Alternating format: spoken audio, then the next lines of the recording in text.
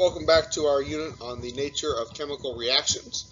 This is the second lesson in our unit of nature of reactions. We are still looking at learning goal 6.1. In this lesson we will look at content that will help us with success criteria B and C. So looking at those success criteria, our learning goal is still, I understand the collision theory of reactions. Success criterion B, I can identify the factors that affect the rate of a reaction.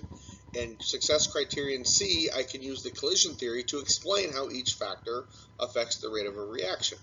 Now in this video, we're actually not going to get into each of these factors or the explanations.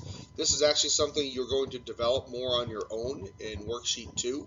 The point of this video is to set you up for the thinking that you will need in order to come up with these explanations on your own. So the idea of reaction rates in the collision theory.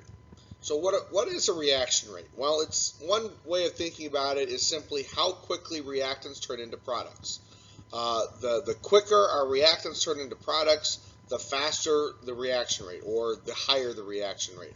The slower our reactants turn into products, the slower the reaction rate, or the lower the reaction rate. So the question has become a little bit of review from the last video. How do reactants turn into products? Well, we learned from the last video that reactants turn into products by collisions between reactant particles that meet that minimum energy requirement, the activation energy requirement. If the particles don't collide with that activation energy, then we don't get any products. So how would we change or affect the rate of a reaction then? How would we speed it up or slow it down? Well, we would simply change the number of collisions that occur and or the energy of those collisions, because what that will do is that will affect the number of collisions that meet the minimum energy requirement. More specifically, how would we speed up a reaction? In other words, increase the reaction rate. Well, we would do this by increasing the number of collisions meeting the activation energy requirement.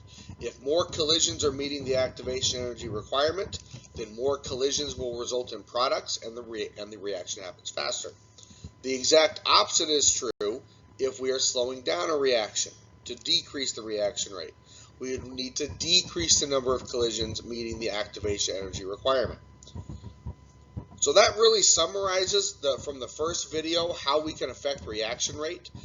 The question becomes, how do we actually do these things? How do we actually increase or decrease the number of collisions meeting the activation energy requirement? Well, again, we'll develop that thinking mostly through worksheet 2, but I'm going to give you a helpful visual here that will be necessary for you to be able to come up with this thinking as we work through worksheet 2. So I have a graph here of the number of collisions between particles versus the kinetic energy of those collisions. So notice that at zero kinetic energy there are no collisions, because if they're at zero kinetic energy, that means the particles aren't moving. Okay, kinetic energy is just the energy of motion. So the faster a particle is moving, the higher its kinetic energy. So at zero kinetic energy, there aren't any collisions that have that. Most collisions, as you can see here, we get this big spike here. Most collisions have a fairly low amount of kinetic energy. And then as we get to higher and higher amounts of kinetic energy, meaning particles moving faster and faster, we have fewer and fewer collisions that have that much energy. The reason for that is just simply based on the random motion of the particles.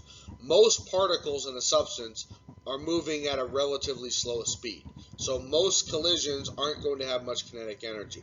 But just based on the random motion in their collisions and the particles speeding up and slowing down, some of them will be going quite a bit faster, and so they have more energy when they collide. That would be represented by these collisions over here.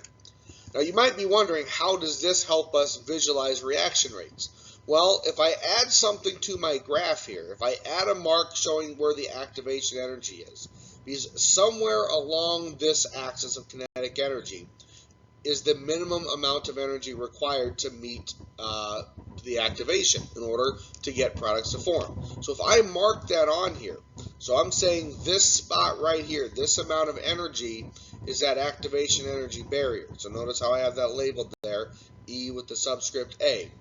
Any collisions that have less kinetic energy than that don't meet that activation energy requirement. So none of these collisions here, none of these collisions here in this area under the graph, none of those will be able to form products. Only these collisions here, these are the ones that meet that activation energy barrier or exceed it. Only those collisions result in product formation. So how this helps us visualize is my next statement here.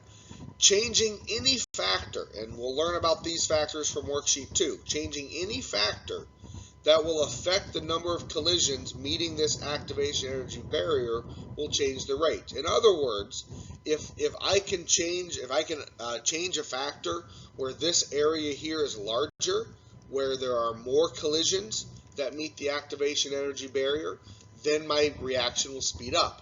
If I change a factor where I decrease this area, meaning fewer collisions are meeting the activation energy requirement, then my reaction slows down. Alright, so take a moment, pause the video, and go ahead and complete the check for understanding number 1 question. Alright, you've had a chance to do that, and as you can see from your notes, this is actually the end of this lesson here.